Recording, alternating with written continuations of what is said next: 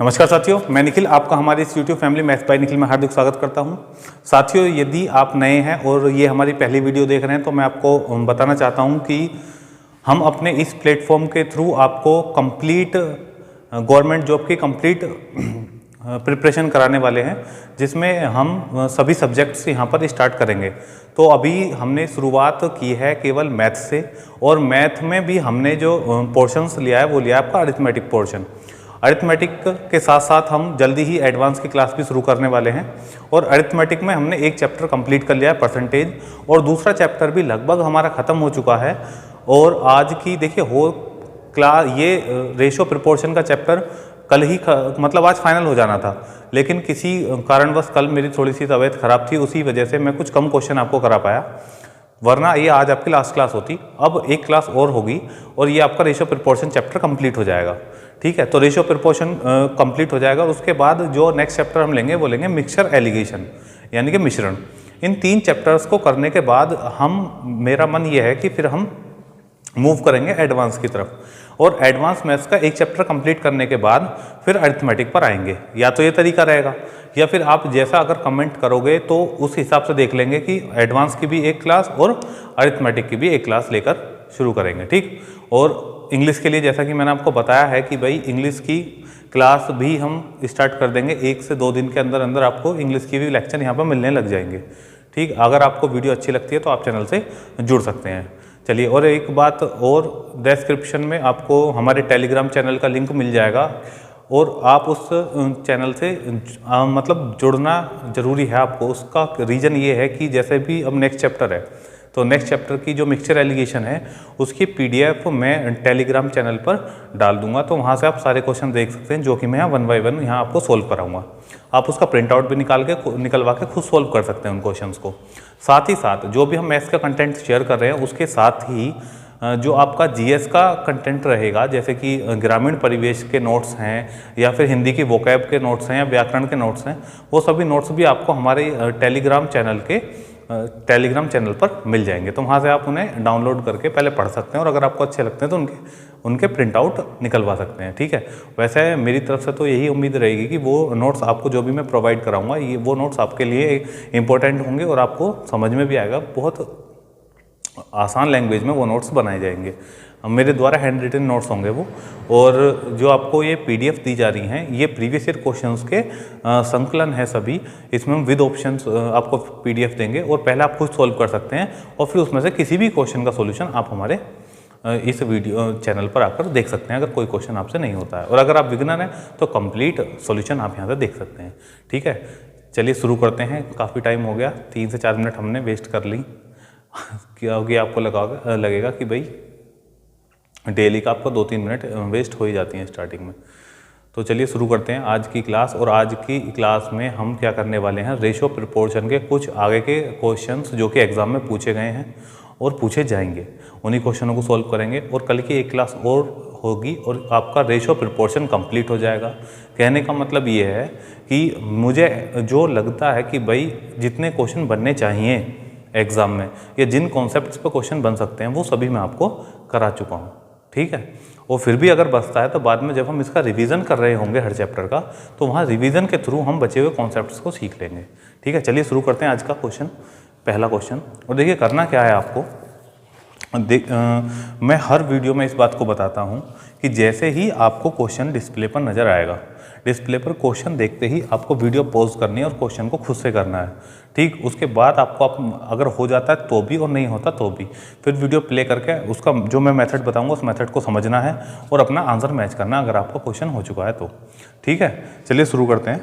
तो आज की क्लास का जो आपका पहला क्वेश्चन रहने वाला है वो क्या है, हाँ चलिए इस क्वेश्चन से शुरू करते हैं। आज की क्लास का पहला क्वेश्चन ये, ठीक है। देखिए क्वेश्चन की लैंग्वेज जो है, अभी मैं दिखाऊंगा तुम्हें। एक दो क्वेश्चन की लैंग्वेज लेंथी है, लेकिन वास्तव में क्वेश्चन बहुत इजी है। मैं करा इसलिए रहा हूँ कि अगर एग्जाम में कभी लेंथी क्वेश्चन का आ जाए आपको, तो आपको उससे डर ना लगे, आप उसे सोल्व कर लो इजीली। चलिए शुरू करते हैं। तो क्वेश्चन है कि वातानुकूलित शयन श्रेणी, वातानुकूलित शयन श्रेणी और साधारण शयन श्रेणी, ये मतलब AC और नॉन AC की बात कर रहे हैं, का रेलवे किराया 4:1 के अनुपात में है। वातानुकूलित शयन और साधारण शयन श्रेणी द्वारा यात्रा करने वाले यात्रियों की संख्या 3:25 के अनुपात में थी। यदि कुल किराया संग्रह 37,000 रुपये हुआ तो वातानुकूलित शयन श्रेणी के यात्रियों ने कितने किराए का भुगतान किया। बिल्कुल सिंपल क्वेश्चन है, बस हम इसके देखिए थोड़ा सा लेंदी लैंग्वेज है लेकिन क्वेश्चन ईजी है। चलिए देखिए इसका सोल्यूशन क्या है। सोल्यूशन बताता हूँ मैं आपको। हमें क्वेश्चन में दिया गया है वातानुकूलित शयन श्रेणी और साधारण शयन श्रेणी का रेलवे किराया वो कितने के अनुपात में, 4:1। 4:1। वातानुकूलित का मतलब है उसका तो आपको मतलब पता भी हो या नहीं भी, उसका कोई मतलब नहीं है। बाकी मैं आपको बताता हूँ, इसका मतलब है एसी है। एसी वाले और नॉन एसी वाले डिब्बे की बात चल रही है यहाँ पर, रेलवे में जो कोच होते हैं उनकी। तो है क्या कि वातानुकूलित शयन श्रेणी और साधारण शयन श्रेणी का रेलवे किराया 4:1 के अनुपात में। इसका मतलब है यदि वातानुकूलित का किराया 4 रुपये है तो साधारण का किराया कितना है, 1। और जो यात्री हैं वातानुकूलित वाले में अगर 3 यात्री जाते हैं तो साधारण में यात्री कितने जा रहे हैं, 25। ठीक है, यही है। अब देखो उसने क्या बोला, वातानुकूलित में अगर यात्री 3 हैं तो साधारण में कितने हैं, 25।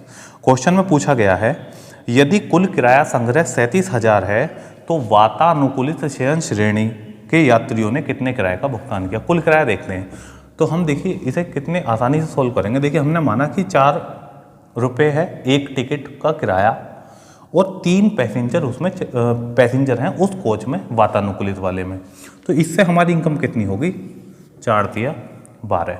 और ऐसे ही 1 रुपये किराया है नॉन एसी का या साधारण श्रेणी का और कितने उसमें पैसेंजर है, उसमें पैसेंजर हैं 25, तो इसका किराया कितना हो जाएगा, 25 एकम 25। ठीक है, अब देखिए यहाँ से कुल किराया कितना हो गया। देखिए क्वेश्चन में हमें कुल किराया दिया हुआ है इसलिए यहाँ भी मैं कुल किराया देखूंगा कि कुल किराया यहाँ से बनता है 25 और 12 37, और क्वेश्चन में मुझे दे रखा 37,000। क्वेश्चन में मुझे दे रखा कुल किराया 37,000 और यहाँ से आपको सोल्व करने पर कुल किराया कितना बना, 37।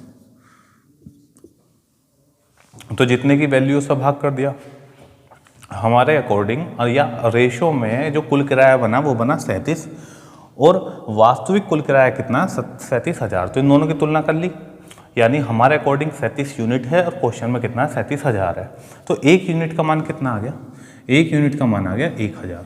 1 यूनिट का मान कितना आ गया, 1,000। और उसने हमसे पूछा क्या है, उसने पूछा है वातानुकूलित शयन श्रेणी के यात्रियों ने कितने किराए का भुगतान किया, यानी कि इन्होंने। तो कितने किराए का, 12 यूनिट का। 1 यूनिट का मान अभी आपने चेक करा, ये कितना है, 1,000, और 12 यूनिट का कितना हो जाएगा, 12,000। या फिर आप ध्यान रख सकते हैं कि जितने की वैल्यू है उससे भाग करो और जितने की चाहिए उससे गुणा कर दो। मुझे 12 का मान चाहिए तो मैंने 12 से गुणा कर दी, ये सोल्व होकर आ गया आंसर। अगर उसने मुझसे पूछा होता साधारण शयन श्रेणी का किराया कितना हुआ तो मैं गुणा करता 25 से और उसका आंसर हो जाता 25,000। क्वेश्चन इजी था और हमने कर लिया है सोल्व। चलिए नेक्स्ट क्वेश्चन की ओर बढ़ते हैं। नेक्स्ट क्वेश्चन क्या है,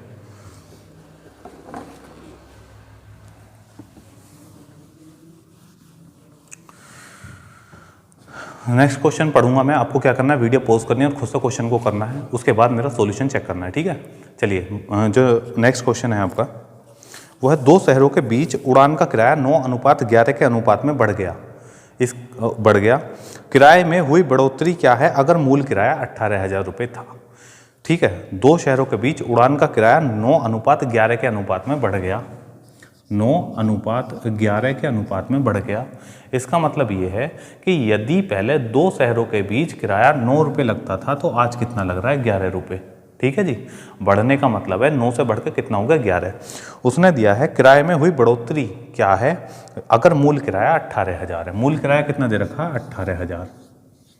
ठीक है, और मूल किराया का मतलब है प्रारंभिक किराया पहले, और मैंने आपको बताया पहले कितना था, 9, तो 18,000 कितने की वैल्यू आ गई, 9 की। अब उसने पूछा है बढ़ोतरी बताओ, बढ़ोतरी कितने की हुई, तो पहले 9 था अब 11 हो गया, तो बढ़ोतरी कितने की हुई, 2 यूनिट की। तो यहाँ से जब मुझे 2 यूनिट का मान चाहिए और ये प्रारंभिक दे रखा है, 9 से भाग कर लिया, ऐसा समझ लो। या फिर आप 1 यूनिट का मान निकाल लो, यहाँ से जब मैं 9 से भाग दूंगा तो 1 यूनिट का मान आ जाएगा 2,000 रुपये। और किराए में कितने यूनिट की वृद्धि हुई है, 2 यूनिट की, तो 2 यूनिट का मान कितना हो जाएगा, 2 दूनी 4,000 रुपये। तो किराए में कुल कितने की बढ़ोतरी हुई, 4,000 रुपये की। अगर उसने पूछा होता अब किराया ज्ञात करो, तो अब के लिए मैं क्या करता, 18 को 9 से भाग करा मैंने तो 1 यूनिट का मान आ गया, 1 यूनिट का मान आ गया 2,000। और अब कितना यूनिट है, 11 यूनिट, तो 11 दूनी 22। पहले 18 था, अब 22 हो गया, तो वृद्धि कितने की हुई? 4000 की। ठीक है, कहने का मतलब ये है जो भी क्वेश्चन में उसने दिया हुआ है उससे भाग कर लेंगे और जिसका मान हमें चाहिए उससे गुणा करेंगे। उसने हमें दिया हुआ है प्रारंभिक किराया, तो प्रारंभिक किराया कितना बन रहा था? 18,000, और यहाँ प्रारंभिक किराया कितना बन रहा है? 9। तो प्रारंभिक किराया जितना है उससे भाग कर लिया 9 से, और जिसकी वैल्यू मुझे चाहिए उससे मैंने गुणा कर लिया।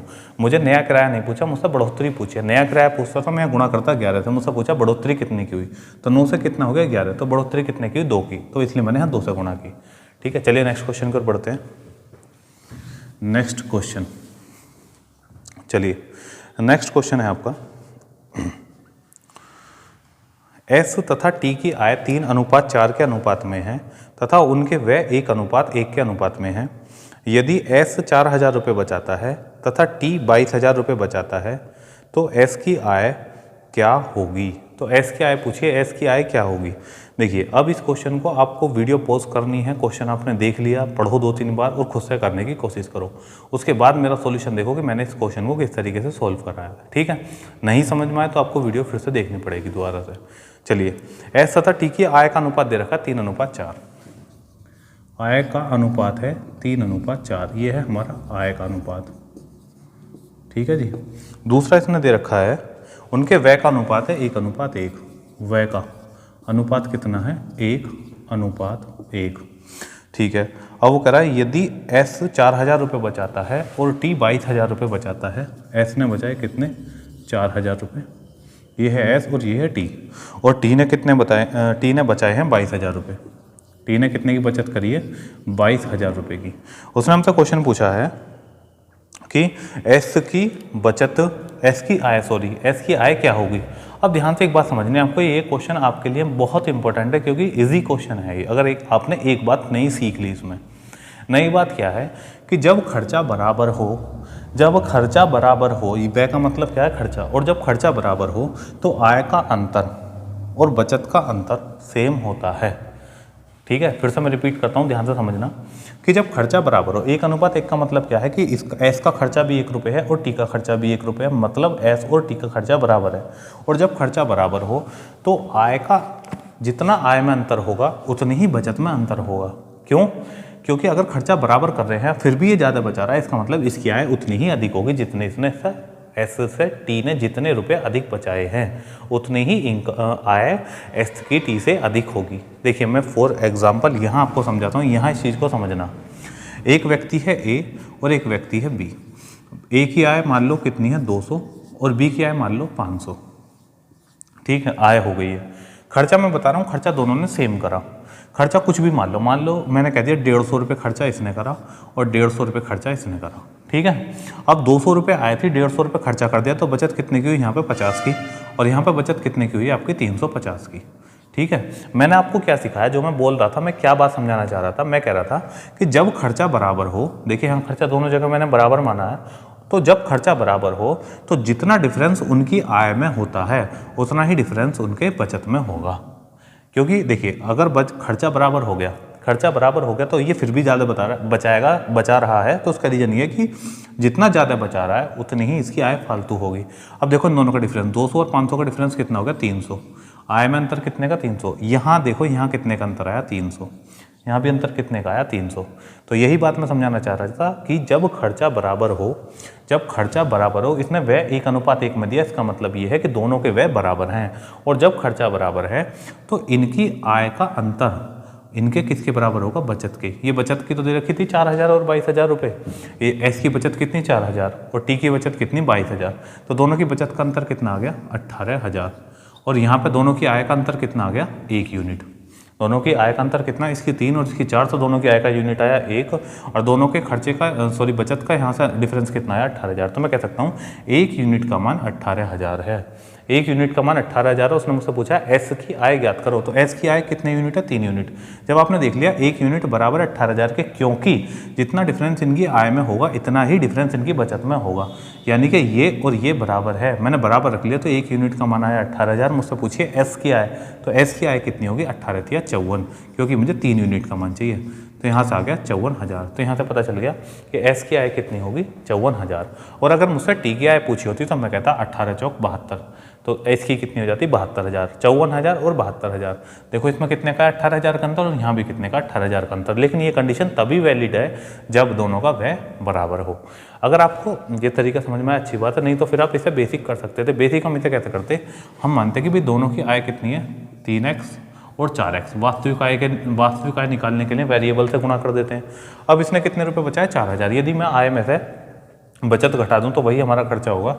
आय में से बचत घटा दी इसकी 4,000, और इसकी बचत कितनी घटा दी हमने 22,000। तो ये जो अनुपात बचा, देखो आय में से जब बचत घटा दी तो क्या बचा खर्चा, और खर्चा किस अनुपात में दे रखा है, यानी वह 1:1 में। अब इस कंडीशन को सोल्व कर सकते हो। इस कंडीशन को जो सोल्व करोगे तो x का मान यहाँ से आ जाएगा। जो भी x का मान यहाँ से आएगा उसके आप 3 में गुणा कर देना, क्योंकि हमसे s का पूछा है, तभी भी आंसर आपका क्या आ रहा होगा 54,000। ठीक है, मैं मान के चलता हूँ भी समझ में आ गया। नेक्स्ट क्वेश्चन की ओर बढ़ते हैं।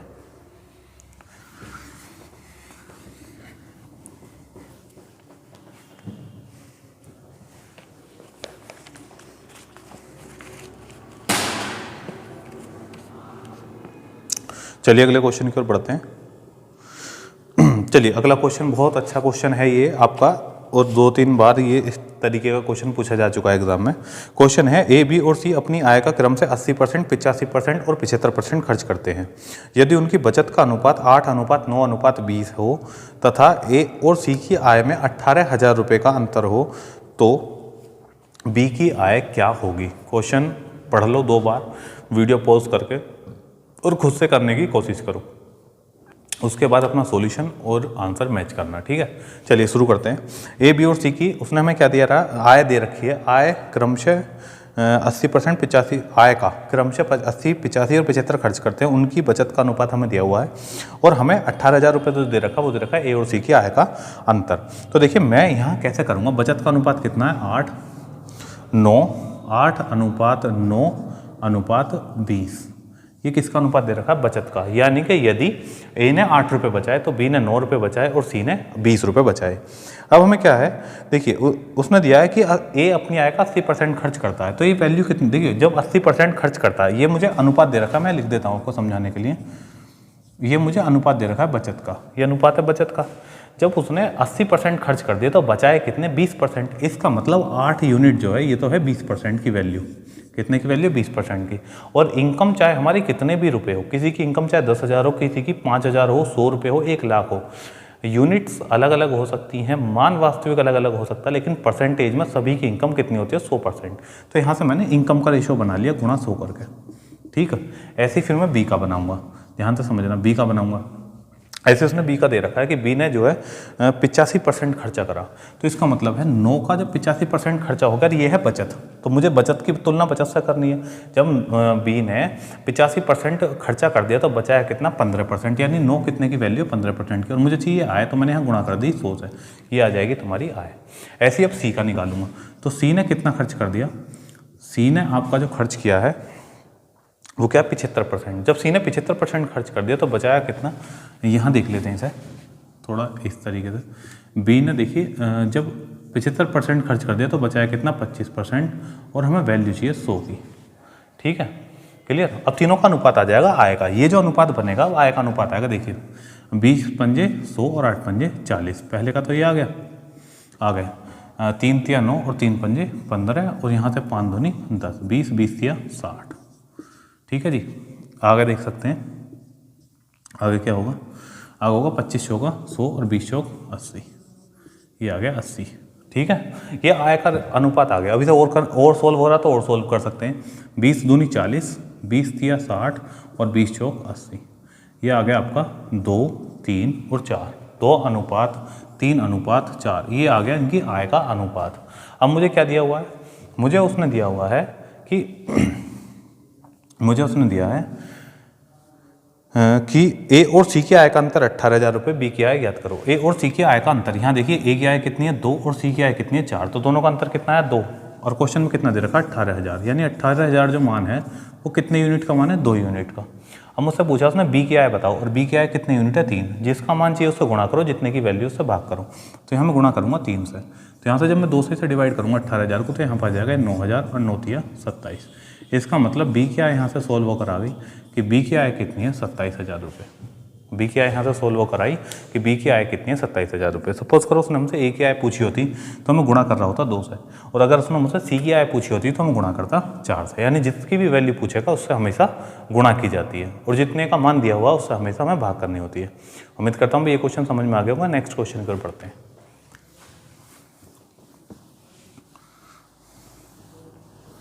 चलिए नेक्स्ट क्वेश्चन को देखते हैं।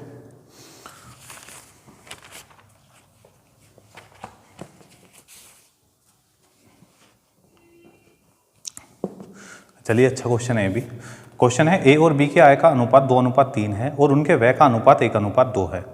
यदि बी के व्यय का 90% ए की आय के बराबर है तो ए और बी की बचत का अनुपात कितना होगा। चलिए करते हैं शुरू।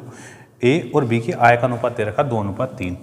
ए और बी की आय का अनुपात है 2:3 और उनके व्यय का अनुपात कितना दे रखा है। ए और बी की व्यय का अनुपात है 1:2। व्यय का अनुपात कितना आ गया, 1:2। अब उसने हमें क्वेश्चन में कंडीशन क्या दी है। देखिए अगर इस क्वेश्चन में आगे हमें कोई कंडीशन ना दी होती और सिंपल ये आय का और व्यय का अनुपात दे दिया और उसने हमसे बचत पूछी होती, तो देखिए इतना तो आपको पता होगा कि जब हम आय में से व्यय घटा दें तो बचत आ जाएगी। ठीक है, तो इसका आंसर हो जाता है 2 में से 1 गया 1 और 3 में से 2 गया 1, तो आंसर हो जाता है 1:1। कब होता, जब आगे कोई कंडीशन ना बोली होती। अब इसने क्वेश्चन में आगे कंडीशन बोली है, बी के व्यय का 90% एक ही आय के बराबर है। बी के व्यय का 90%। एक बात बताओ, अब मुझे 90% निकालना है तो मैंने क्या करा, दोनों में एक को एक जीरो बढ़ा ली, इससे कोई फर्क पड़ेगा नहीं, क्योंकि 10 की गुणा मैंने इसमें भी कर ली और इसमें भी कर ली। अनुपात में आप गुणा भी कर सकते हैं, भाग भी कर सकते हैं, बट कंडीशन ये है कि अगर आपने एक में गुणा किया तो आपको दूसरे में भी गुणा करनी पड़ेगी उतने से ही, और आपने अगर एक को भाग दिया तो उतने से ही आपको दूसरी को भाग देना पड़ता है। ठीक है, अब हमें क्या दिया उसने, बी ये है ए और ये है बी। उसने दिया है कि बी के व्यय का 90% ए के बराबर है। इसका मतलब देखिए बी के व्यय का 90%, तो अब 20 का 90% कितना हो जाएगा, 20 का 90% हो गया 18। ठीक है, इतना तो समझ ही निकाल ही सकते हो। बी के व्यय का देखिए 10% कितना हो गया 2, और मैंने बताया ये सब चीज़ें मैं पुराने वीडियो में सिखा चुका हूँ, तो ये आ गया 18। 20 का 90% निकालोगे तो देखिए सोल्व कैसे करोगे, 20 गुणा 90/100, तो 20 का जो 90% आएगा आपका वो कितना आ जाएगा 18। तो अगर वो कह रहा है ये जो है ना 18 है, ए की इनकम कितनी दे रखी है, वो दे रखी है 18। ठीक, लेकिन हमारी कितनी है 2, तो मुझे इस 2 को 18 बनाना है। क्यों बनाना है, क्योंकि उसने हमें कंडीशन दी है कि बी के व्यय का 90% है ए और बी के व्यय का 90% कितना है 18। इसका मतलब ए की आय कितनी होनी चाहिए, 18 होनी चाहिए, जबकि है कितनी यहाँ पर 2। तो इस 18 बनाने के लिए कितने से गुणा करूँगा, 9 से। जब मैंने इसमें 9 से गुणा कर दी तो मेरी मजबूरी है कि जब मैंने अभी आपको ये समझाया कि अगर हम एक में गुणा कर रहे हैं तो हमें दूसरे में भी गुणा करनी पड़ेगी, ये वरना कंडीशन फेल हो जाएगी। क्यों, क्योंकि दोनों का अनुपात आपस में गलत हो जाएगा। तो मैंने इसमें 9 की गुणा करी तो मुझे इसमें भी 9 की गुणा करनी पड़ेगी। ठीक, अब आंसर आपके सामने। उसने पूछा बचत का अनुपात बताओ, और इतना तो पता हुआ आय में से व्यय घटा दें तो बचत आती है। भाई जितनी आपने इनकम करी उसमें से आपने खर्चे घटा दी तो फिर आपकी क्या आएगी, बचत उसमें से मिलेगी। ठीक है, चलिए तो 9 दूनी 18, 18 रुपये ए ने कमाए और व्यय कितने कर दिए 10, तो बचाए कितने 8। ऐसे ही 9 तिया 27 रुपये बी ने कमाए और खर्चे कितने करे 20, तो बचाए कितने 7। ये आपका आंसर हो गया 8:7। उम्मीद करता हूँ भाई ये समझ में आया होगा जो आपको समझाने की कोशिश की, वरना वीडियो को आप फिर से देख सकते हैं। चलिए बढ़ते हैं नेक्स्ट क्वेश्चन की ओर। चलिए नेक्स्ट क्वेश्चन की ओर पढ़ते हैं। नेक्स्ट क्वेश्चन क्या है आपका,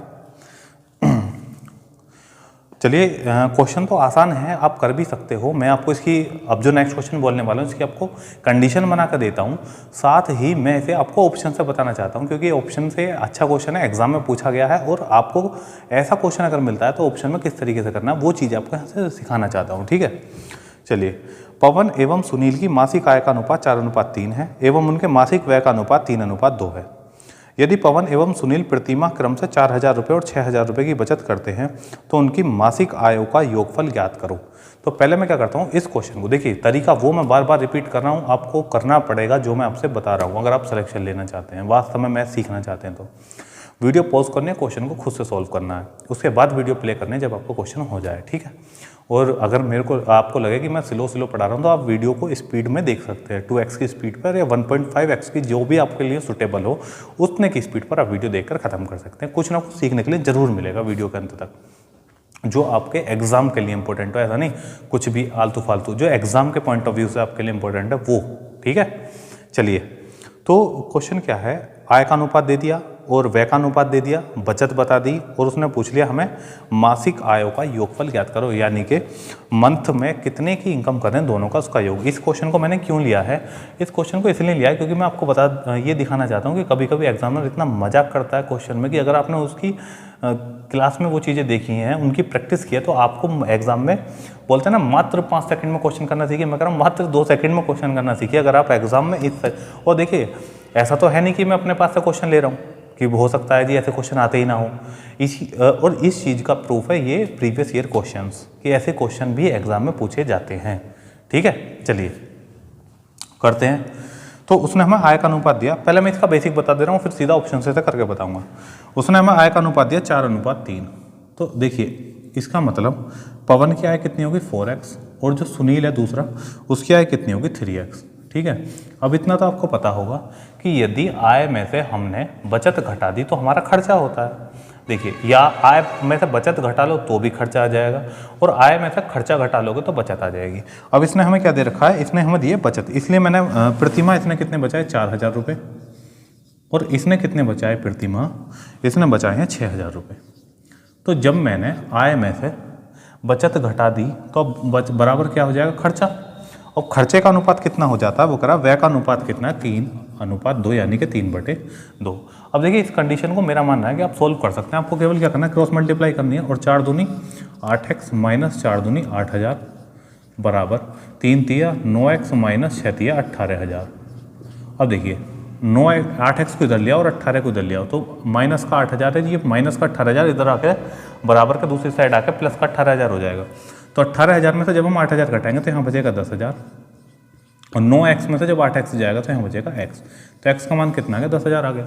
उसने हमसे पूछा है दोनों की आयों का योगफल ज्ञात करो। इसकी आय कितनी थी, एक की 4x और दूसरे की 3x, तो योग कितना हो गया, योग पूछा तो 7x, अंतर पूछा होता तो x, यानी यही आंसर हो जाता। 7x हो गया और x का मान कितना है 10000, तो 10000 की जब 7 में गुणा करेंगे तो दोनों की आयों का योगफल कितना आ जाएगा 70000, यही आपका आंसर है। लेकिन मैंने ये जो क्वेश्चन जिस पर्पस से उठाया उस पर्पस के लिए आपको बता देता हूँ कि हमें इस क्वेश्चन को ऑप्शन से करना था। ठीक है, कैसे देखिए चारों ऑप्शन लिख देता हूँ। पहले ऑप्शन है 60,000, 50,000, 36,000, 70,000। 60,000, 50,000, 60,000, 50,000, 36,000 और 70,000। 36,000 और 70,000, ये चार ऑप्शन है। अब देखिए उसने हमें आय का अनुपात दिया था 4:3 कि पवन और सुनील की आय का अनुपात कितना है 4:3। ठीक, देखिए ये क्वेश्चन लेने का मेन रीजन ये था कि मैं आपको दिखा सकूं कि एग्जाम में ऐसे क्वेश्चन पूछे जाते हैं जिन्हें आप मतलब 1 से 2-3 सेकंड में ही सॉल्व कर सकते हैं, क्योंकि उनको कुछ सॉल्व करना ही नहीं होता, बस थोड़ा सा एक चीज़ें नोटिस करनी होती है। उन चीज़ों को नोटिस करके हम सीधा एग्जाम में आंसर पे टिक कर सकते हैं। देखिए उसने मुझसे अगर एक ही आय पूछी होती, एक मतलब पवन सुनील जो भी है, पहले की आय पूछी होती तो मैं देखता कि इन चारों में से जो वैल्यू 4 से डिवाइड हो जाएगी वो हमारा आंसर हो जाता। अगर उसने मुझसे बी की पूछी होती तो बी का मतलब था कि 3, तो इन चारों में से जो भी वैल्यू 3 से डिवाइड हो जाती वो हमारा आंसर हो जाता। ना उसने एक ही पूछी, अब पवन सुनील की जगह मैंने ए बी मान लिया, कभी सोचो ए बी कहाँ से आ गया। तो ना मुझसे उसने पवन की पूछी ना सुनील की पूछी है, तो मैंने क्या, उसने क्या पूछा दोनों का योग, और दोनों का योग कितना होगा 4 और 3 7। तो जब योग पूछा है तो हमें क्या देखना, हमें एक ऐसी संख्या देखनी है इन चारों ऑप्शन में जो 7 से डिवाइड हो। 60,000 7 से डिवाइड नहीं होता, 50,000 भी 7 से डिवाइड नहीं होता, 36,000 भी 7 से डिवाइड नहीं होता, 70,000 7 से डिवाइड होगा। बताइए इस क्वेश्चन में क्या था, इस क्वेश्चन में प्रीवियस ईयर क्वेश्चन है, एग्जाम में पूछा जा चुका है। तो अगर ऐसा क्वेश्चन आता है तो हम कितनी जल्दी से और कितनी आसानी से सॉल्व कर सकते हैं, ये चीज़ें सीखने के लिए मिलेंगी आपको क्लास में हमारी। ठीक है, चलिए अगले क्वेश्चन की ओर बढ़ते हैं। उम्मीद करता हूँ कि जो चीज़ें यहाँ समझाना चाहता था वो मैं समझा चुका हूँ। चलिए नेक्स्ट क्वेश्चन की ओर बढ़ते हैं। नेक्स्ट क्वेश्चन है ए तथा बी की मासिक आय क्रमशः 12,000 रुपये और 8,000 रुपये है। यदि उनके मासिक व्यय का अनुपात 5:3 है, यदि वे प्रतिमाह समान राशि बचाते हैं, यदि वे प्रतिमाह समान राशि बचाते हैं तो उनमें से प्रत्येक प्रतिमाह कितनी राशि बचाता है। तो उनमें से प्रत्येक प्रतिमाह कितनी राशि बचाता है। अब देखिए इस क्वेश्चन को लेने का क्या पर्पस था। ये जो क्वेश्चन मैं आपके सामने लेकर आया हूँ, इस क्वेश्चन को लेने का पर्पस ये था कि जैसे मैंने अभी एक क्वेश्चन कराया कि जब कभी व्यय का अनुपात सेम हो, जब कभी व्यय का अनुपात सेम हो तो आय का अंतर और बचत का अंतर समान होता है। ये क्वेश्चन मैंने करा दिया। अब जब इस क्वेश्चन को आप देखोगे, इसमें हमें दिया हुआ है उसने प्रति माह समान राशि बचाते हैं, इसमें बचत समान दी हुई है, तो ये दोनों कंडीशन इक्वल है, इसमें कोई फर्क नहीं पड़ने वाला। कहने का मतलब ये है कि यदि उसने हमें बचत समान दी हो, तब भी याद रखना है कि आय और खर्चा, आयों का रेशो और खर्चे का रेशो बराबर हो जाएगा, ठीक है, यानी कि डिफरेंस बराबर हो जाएगा। और अगर उसने व्यय दिया है हमें, तब भी वही कंडीशन ध्यान रखनी है, व्यय बराबर दे दिया तो बचा कौन कौन सा, आय और बचत, तो वो दोनों चीज़ें इक्वल हो जाती हैं। तो एक क्वेश्चन तो मैं करा चुका ऐसा। अब दूसरा क्वेश्चन इसीलिए उठाया कि अगर ऐसा क्वेश्चन आपके एग्जाम में आए तो आप इजीली समझ सकें। और समझिए पहले से यहाँ बेसिक इसका थोड़ा सा आपको फॉर एग्जाम्पल यहाँ बस समझाता हूँ कि कैसा हुआ है चीज़ें। देखिए मानो एक व्यक्ति है ए और एक व्यक्ति है बी, ठीक है। अब मैंने क्या करा, इस बार जो पिछली बार समझाया था वहाँ मैंने व्यय समान लिया था, इस बार मैं क्या लूँगा, बचत समान लूँगा। एक ही कुछ भी आए मान लो, मैंने कह दिया एक ही इनकम है 700 रुपये और बी की इनकम है 500 रुपये, ठीक है जी। एक ही इनकम है 700 रुपये और बी की इनकम है 500 रुपये।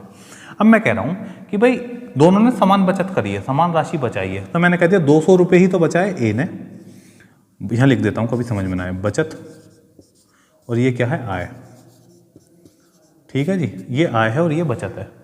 तो 200 रुपये बचाए ए ने और 200 ही रुपये बचाए बी ने, 200 ही रुपये बचाए ए ने और 200 ही रुपये बचाए बी ने। अब यहाँ देखिए जरा, यहाँ जब बचत करी है 200 की तो खर्चा कितना करा, दोनों का खर्चा निकाल सकता हूँ। तो यहाँ से दोनों का खर्चा जो निकल कर आएगा, यहाँ से आया 500 रुपये और यहाँ से जो खर्चा आया वो आया 300 रुपये। तो अभी मैं आपको क्या समझाना चाह रहा था, वो चीज़ें यहाँ ध्यान देनी है। मैंने बोला जब कभी बचत या व्यय, कहने का मतलब है बचत या खर्चा, दोनों में से कुछ भी बराबर हो। देखिए इस क्वेश्चन में बचत बराबर है, चाहे तो बचत बराबर हो चाहे खर्चा बराबर हो, तो हमें ध्यान रखना है जो चीज़ें बचेंगी, अगर बचत बराबर है तो बचा कौन कौन सा, आय और खर्चा। और अगर यहाँ खर्चा बराबर होता, दोनों का खर्चा बराबर होता, 2 हो 3 हो, अगर उनका खर्चा बराबर है तो फिर बचता क्या क्या, बचत और आय, इन दोनों का डिफरेंस भी बराबर होता। अब यहाँ से इन दोनों का डिफरेंस देखो, 700 और 500 का डिफरेंस कितना है, 200, और 500 और 300 का डिफरेंस कितना है, 200। ये चीज़ें समझानी थी, ठीक है। एक बार पहले भी समझा चुका, पहले क्वेश्चन में एक बार दोबारा फिर ये समझाया, उम्मीद करता हूँ समझ में आया होगा क्या कहना चाह रहा हूँ। अब यही क्वेश्चन है, उसने हमें दिया हुआ है कि दोनों की मासिक आय कितनी है, 12,000 और 8,000, ए और बी की। ए और बी की मासिक आय कितनी है, ए की और बी की मासिक आय है 12,000 और 8,000, ए की है 12,000 और बी की है 8,000। अब उसने हमें दिया हुआ है दोनों के खर्चों का अनुपात है 5:3, खर्चों का अनुपात कितना है, 5:3, और पूछा क्या है, प्रत्येक जो है प्रतिमाह कितनी राशि बचाता है, ठीक है। अभी बताया कि जब दोनों समान राशि की बचत कर रहे हैं तो खर्चे का डिफरेंस और आय का डिफरेंस बराबर होगा। यहाँ खर्चे का डिफरेंस, सॉरी आय का डिफरेंस कितना है, 4,000 रुपये, 4,000 रुपये आ गया आय का डिफरेंस। और यहाँ पर खर्चे का डिफरेंस कितना आया, 2 यूनिट, तो 2 यूनिट का मान कितना आ गया, 4,000 आ गया, ठीक है। तो मैं यहाँ से 1 यूनिट का मान निकाल सकता हूँ, 1 यूनिट का मान कितना आ जाएगा, 2,000, 1 यूनिट का मान 2,000 आ गया।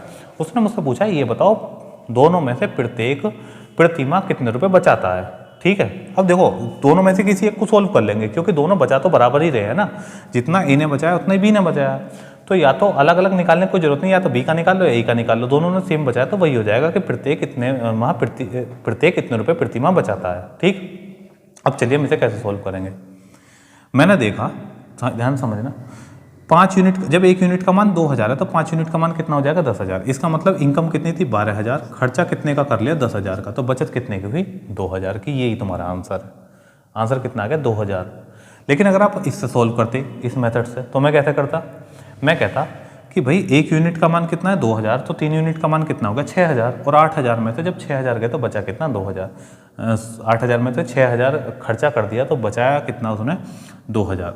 अब उसने ये तो पूछा था कि प्रत्येक कितना बचा रहा है, तो प्रत्येक कितने रुपए बचा रहा है, 2,000। उम्मीद करता हूँ समझ में आ गया होगा। डिटेल में बताने की कोशिश करी कि क्यों ऐसा करते हैं, ठीक है। चलिए, और देखिए कंडीशन तो आप जानते हैं, बेसिक कैसा करते हैं, बेसिक बराबर है, उसने बोला समान है तो 1:1 मान लेते हैं, हम इसे मानते 5x/3x 5x में से सॉरी हम इसे 5x मान लेते हैं, और ये क्या होता हमारा, ये हो जाता, ये क्या दे रखा था, खर्चा, ठीक है, खर्चा दे रखा था, और ये कितना है 12,000। तो हम इसे ऐसे लिख सकते थे 12,000 माइनस 5x और 8,000 माइनस 3x बराबर 1/1। तो आप बेसिक इसे कर लेते सॉल्व। लेकिन ऐसे क्वेश्चनों को देखिए, इतना तो मैं लिख के आपको समझा रहा हूँ क्योंकि अभी आप सीख रहे हैं। एग्जाम में क्या आपको ये लिखना पड़ता है? एग्जाम में तो डायरेक्ट आप देखते हैं इन दोनों का डिफरेंस कितना, इनको 4,000, इन दोनों का डिफरेंस कितना 2, तो 2 यूनिट का मान 4,000, तो 1 यूनिट का मान कितना आ गया 2,000, 3 यूनिट का मान कितना आ गया 6,000, 8,000 में से 6,000 के आंसर आ गया 2,000। तो ऐसे क्वेश्चन को आप ओवरऑल सोल्व कर सकते हैं, इनमें कुछ लिखने की भी आवश्यकता आपको नहीं है। चलिए नेक्स्ट क्वेश्चन की ओर बढ़ते हैं। उम्मीद करता हूँ कि भाई ये भी आपके क्वेश्चन समझ में आ गया होगा। चलिए नेक्स्ट क्वेश्चन की ओर बढ़ते हैं। नेक्स्ट क्वेश्चन क्या है, देखिए ये अच्छा क्वेश्चन है। अब जो मैं क्वेश्चन बोल रहा हूँ थोड़ा लैंग्वेज लेंदी है, लेकिन क्वेश्चन अच्छा है, तो ध्यान से समझने की कोशिश करिए। पहले खुद से करना है, फिर देखना है मैंने किस तरीके से कराया है। क्वेश्चन दे रखा है ए और बी के वेतनों के योगफल एवं अंतर का अनुपात। ए और बी के वेतनों के योगफल एवं अंतर का अनुपात 11:1 है। बी और सी के वेतनों के योगफल एवं अंतर का अनुपात 11:1 है। ए और बी के दे दिए 11:1, किसका, योगफल और अंतर का अनुपात। ऐसे ही बी और सी का दे दिया योगफल एवं अंतर का अनुपात, बी और सी का कितना 11:1। अब वो कह रहा है यदि ए का वेतन सर्वाधिक और सी का वेतन न्यूनतम हो, ए का वेतन सर्वाधिक और सी का वेतन सबसे कम हो, न्यूनतम हो, तो बी का वेतन क्या है। और एक चीज इसमें दिया है, बी का वेतन क्या है, यह दिया गया है कि उनके वेतनों का योग है 18,200 रुपये। यह दिया गया है कि उनके वेतनों का योग कितना है 18,200 रुपये। ठीक है, चलिए करते हैं सॉल्व। देखिए एक हमें सिंपल, अब जो मैं बातें बता रहा हूँ ध्यान रखना। उसमें दिया है ए, पहली कंडीशन दी है ए और बी के वेतनों का योग, ठीक, और वेतनों का अंतर। ए और बी के वेतनों का योग और वेतनों के अंतर का अनुपात कितना दे रखा है 11:1। इसका मतलब है 11/1। देखिए मैं इसलिए समझा रहा हूँ इस तरीके से, मैं इसे ओरल भी बता सकता हूँ आपको, और मैंने देखिए ओरल ही इस क्वेश्चन को करा, बस लास्ट में एक टर्म लिखी। लेकिन आप सीख रहे हैं तो आपको बेसिक्स एक एक बात क्लियर होनी चाहिए यहाँ पर कि कैसे कैसे क्या आया, ठीक है, इसलिए मैं इतना लिख लिख कर बता रहा हूँ। ऐसे इसमें बी और सी का दिया कि बी और सी का वेतनों का योग और वेतनों के अंतर का अनुपात कितना है 11:1, यानी कि 11/1। ठीक है, दोनों कंडीशन हो गई। अब एक बात समझना कि जब आपको कोई भी दो वैल्यू हो, X Y, Y Z, A B, B C, कुछ भी हो, अगर उनका योग भी पता है और उनका अंतर भी पता है, तो आप अगर उन्हें जोड़ के आधा कर दोगे तो पहली वैल्यू आ जाएगी, यानी कि बड़ी, और बड़ी ए ही होगी क्योंकि ए में से हमने बी को घटाया है। हमेशा आगे वाली वैल्यू इसमें बड़ी होती है इस कंडीशन में, पहले जो लिखी हुई है। और यदि हम इनका अंतर कर देंगे और अंतर का आधा कर देंगे तो हमेशा मान आ जाएगा बी का। तो जो भी अनुपात है उसके योग का आधा, अनुपात के योग का आधा पहले की वैल्यू आ जाएगी, और अंतर का आधा किसकी वैल्यू आ जाएगी, अंतर का आधा आ जाएगी दूसरे की वैल्यू। तो 11 और 1 12, 12 का आधा कितना हो गया 6, तो एक का मान कितना आ गया यहाँ से 6। ठीक है, और 11 में से 1 गया 10, 10 का आधा कितना हो गया 5, तो बी का मान कितना आ गया यहाँ से 5। अब इसमें बढ़ेंगे 11 और 1 12, 12 का आधा कितना हो गया 6, तो बी का मान यहाँ से कितना आ गया 6। और ऐसे ही यहाँ 11 और 1 इनका दोनों का डिफरेंस कितना हो गया 10, और 10 का आधा कितना हो गया 5, तो यहाँ से सी का मान कितना आ गया 5। ठीक है, अब हमें क्या चीज़ें चेक करनी है, इतना तो आपको पता होगा कि यहाँ क्या देखना है कि वैल्यू बी की कॉमन हो गई, बी की कॉमन हुई, और इतना तो आपने सीखा भी, उल्टे n से गुणा कर दो, और ये वो 2-3 तरीके आपने सीख रखे हैं। तो हमें क्या करना, बी को कॉमन करना पड़ेगा। कॉमन करने के लिए हमें केवल इसमें 6 की गुणा कर देनी है, ठीक है, और इसमें 6 की गुणा कर देनी है, और यहाँ पे हमें दोनों में 5 और 5 की गुणा कर देनी है। ठीक है, नहीं भाई इस वाली वैल्यू को उठा के दोनों में गुणा कर दी, और इस वैल्यू को उठा के दोनों में गुणा कर दी, आगे तीनों का अनुपात, ए अनुपात बी अनुपात सी कितना आ गया, इसलिए बता रहा हूँ इतनी डिटेल में जिससे आप समझ सकें, वरना तो बहुत पहले ही क्वेश्चन खत्म हो गया होता। अब देखिए ए अनुपात बी अनुपात सी कितना आ गया 6 छंग 36, अनुपात बी कितना आ गया 6 पंजे या 5 छंग 30, और सी कितना आ गया 5 पंजे 25, और डिवाइड नहीं हो रहा तो ये अनुपात हो गया। अब उसने दे रखा तीनों के वेतनों का योगफल है 18,200। एक बार चेक कर लेता हूँ, वेतनों का योगफल दिया हुआ है 18,200, बिल्कुल ठीक है। तो 18,200 दे रखा है उनके वेतनों का योगफल 18,200, ठीक है। और यहाँ कितना योगफल है इसे देखिए, इसे काउंट करेंगे जब हम, तो ये कितना जाएगा 30 दूनी 60, और 30 से 90 और 1 91 आ गया वेतनों का योगफल। ठीक ठीक है। और हमसे वैल्यू किसकी पूछी है, अब देख लेते हैं किसकी वैल्यू पूछी है। योगफल है तो योगफल से भाग कर दिया। v का वेतन पूछा है, तो जितने की वैल्यू थी, योगफल दिया था तो मैंने इन सबको जोड़ लिया, योगफल दिया था तो मैंने इन सबको जोड़ लिया और उससे भाग कर लिया, क्योंकि जितने की वैल्यू उससे भाग करो और जितने की चाहिए उससे गुणा करो। और हमसे पूछे किसके, b की, चाहे वो हमसे a की पूछे, चाहे b की पूछे और चाहे c की पूछे, किसी की भी पूछे, हमें सिंपल ये बात याद रखनी है, जिसकी वैल्यू पूछे उसकी हमें गुणा कर देनी है। उसने पूछे b की वैल्यू, तो b की वैल्यू कितनी है 30, इसलिए मैंने यहाँ गुणा कर दी 30 की। अब देखिए 91 से कितनी बार कट जाएगा, 2 बार, और 30 दूनी कितना हो जाएगा 60, और इसका आंसर आपका हो जाएगा कितना, कहीं दिक्कत, इसका आंसर हो गया आपका 60,000। ठीक है, यही आपका आंसर है इस क्वेश्चन का, 60,000। 60,000 6,000 कहाँ गए, 18,200 है, ठीक है बिल्कुल। कहाँ मिस्टेक करिए, 91 दूनी ये भी ठीक है, 30 ये भी ठीक है, तो कहीं पे इसमें मिस्टेक है। मैं एक बार चेक कर लेता हूँ, शायद इसके ऑप्शन इतने गलत लिखे हुए हैं, एक बार चेक करना ज़रूरी है, इसलिए मैं चेक ज़रूर करूँगा।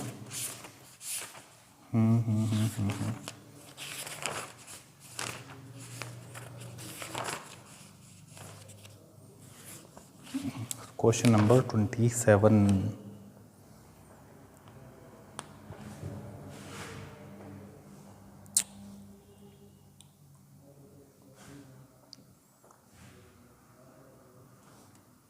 कहाँ मिस्टेक हो रही है, अरे देखिए कभी कभी इतनी मतलब बारीक से कह रहा हूँ, कभी कभी इतनी छोटी सी मिस्टेक हो जाती है।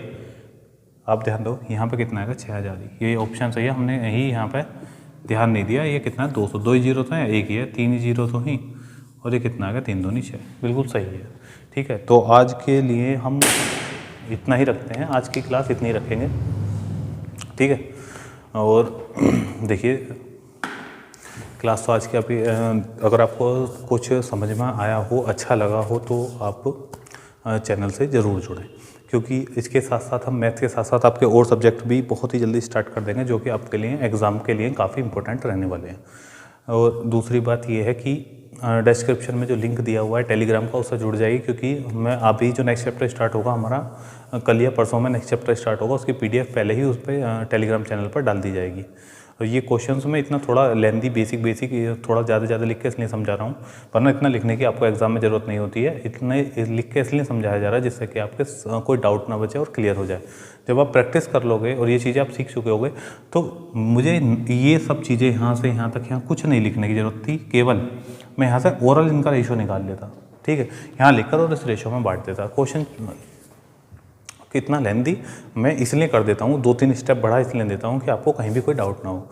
चलिए क्लास को एंड करते हैं, बस ज़्यादा बात ना करते हुए, और बस यही कहूँगा आपसे, अंतिम विदा लेते हुए यही कहूँगा कि भाई अपना परिवार का ध्यान रखिए, स्वस्थ रहिए और पढ़ाई करते रहिए। बहुत ही जल्दी आपके एग्ज़ाम शुरू होने वाले हैं। जैसा कि आपको पता होगा कि अगर आप यूपी से बिलोंग करते हैं और यूपी में फॉर्म भरा है आपने यूपी लेखपाल का, तो बहुत जल्दी उसका एग्ज़ाम आपको देखने के लिए मिलेगा। और अगर आपने 2018 में वीडियो की परीक्षा हुई थी, अगर वीडियो का वो परीक्षा दी थी, तो वो एग्ज़ाम आपको पता है कैंसिल हो चुका है, उसका एग्ज़ाम भी लेखपाल से पहले ही होगा, ठीक है।